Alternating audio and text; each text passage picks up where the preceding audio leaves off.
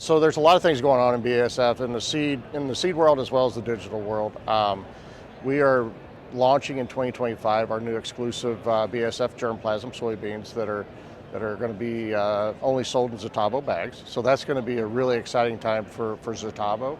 On the digital side, we've been working for multiple years doing testing and have brought in to our xarvio field manager what we call SeedSelect. What SeedSelect is doing is taking a lot of the information we've gained from testing, understanding environments and how that influences soybean placement.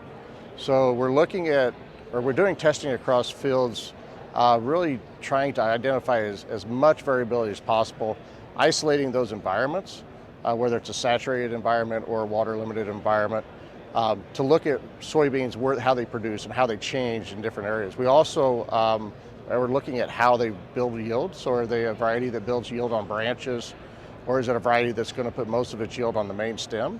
And what that's led us to is understanding that how to place and manage those varieties. So varieties that build yield on branches tend to perform better in your higher organic matter acre with adequate amount of water, versus varieties that are more main stem have a lot more ability to go across variable soils.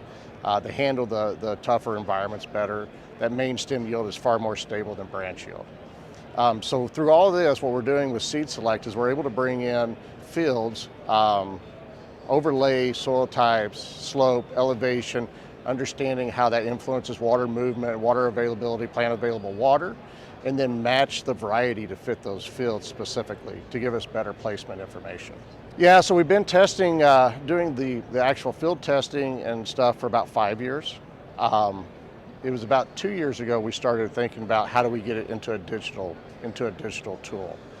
This year we're piloting it, looking at how it's performing across basically the whole Midwest, to where for the 24-25 season, have it broadly launched out. So the aha moments were probably more in the testing stage, understanding, like I said, looking at how varieties build yield and really seeing how environments influence those specific varieties. So when we're out throughout the year, you're able to get in fields and you see varieties that, if we're in those low areas, those saturated areas with a lot of growth, there are definitely varieties that fit that. And then when you get on those water limited acres, change completely, right?